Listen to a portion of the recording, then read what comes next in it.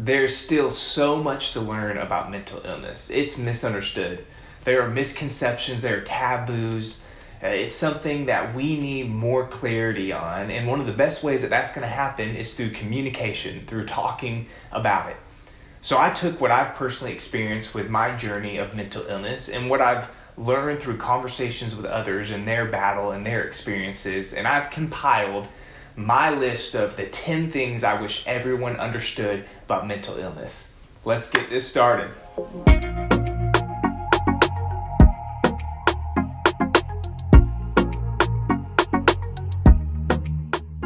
Number 1, when I say I'm okay, I may not be okay. It's difficult for the person walking through mental illness to really understand what's happening, what's going on. So it can almost feel impossible to try to explain that to someone else. So sadly, at times, it just seems easier to say, I'm okay, even if I'm dying inside. Number 2, I wasn't planning on canceling plans.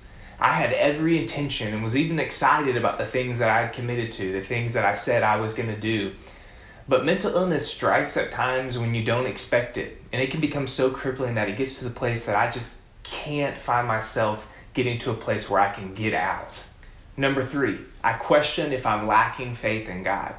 It's really easy for the thoughts, the questions that enter the mind of, am I not surrendering this? Am I not trusting God enough to take this away, to get this out of my life? Am I spiritually weak in some way? Is my faith linked to my mental illness? And even though it's false, even though faith is not linked to mental illness, it's still really easy to wrestle with those thoughts. Number 4, mental illness is not simply a mood that needs to be changed. Professor of psychiatry Peter Kramer explains it in this way. Depression is not a perspective, it's a disease. This isn't something that I'm choosing to deal with, or the choice is not being made to be down instead of happy. I wish it was that easy to just say, I'm going to be happy and for it not to be an issue anymore. This is bigger than me and how I feel. This is my mind going against my will. This is chemical. There are hormones involved in this. This is something bigger than just making the choice to get over it. Number 5, mental illness is like any other illness. Just because it's not physically visible or it's not something that can be tested in a lab doesn't make it any less of an illness. It is just the same amount, just like any other type of illness that's out there. Number 6, I often feel embarrassed. Since mental illness is something that has been viewed differently than other mental illnesses, and since there is that taboo, that stigma, it can feel as if people sometimes react to my mental illness or hearing about mental illness as if I'm crazy or there's something wrong with me different than another type of illness I could be dealing with. And this resulted for the longest time trying to never talk about it. Number 7, I feel misunderstood. Times in the past it's felt as if people viewed me as crazy or lazy or flaky because of how I handled certain things because of my mental illness. And since it is so difficult to even understand myself and so difficult to try to explain it to someone else, it can just leave me feeling like no one really understands. Number 8, I deal with guilt.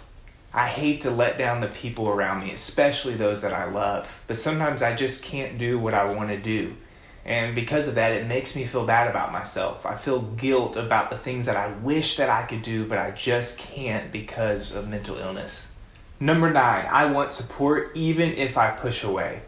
Mental illness is isolating. It's a lonely battle. It can feel like I'm the only one going through it. So lots of times the natural tendency is to put up walls, to bottle it up, to try to carry it on my shoulders alone, to distance myself from everyone around me.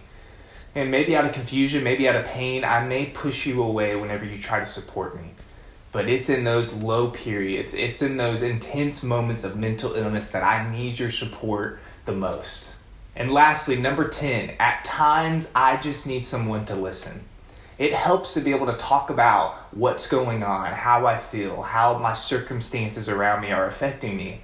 And simply just sharing that to someone that I trust can feel like a weight has been lifted off of my shoulders. So sometimes I don't need a solution or someone to fix what's going on. I just need an attentive ear. Well, that sums up my list of the 10 things I wish everyone understood about mental illness. I'm sure that there are tons that I left off, so help me out. Leave a comment with any ones that you think should be added to the list. I'll see you later.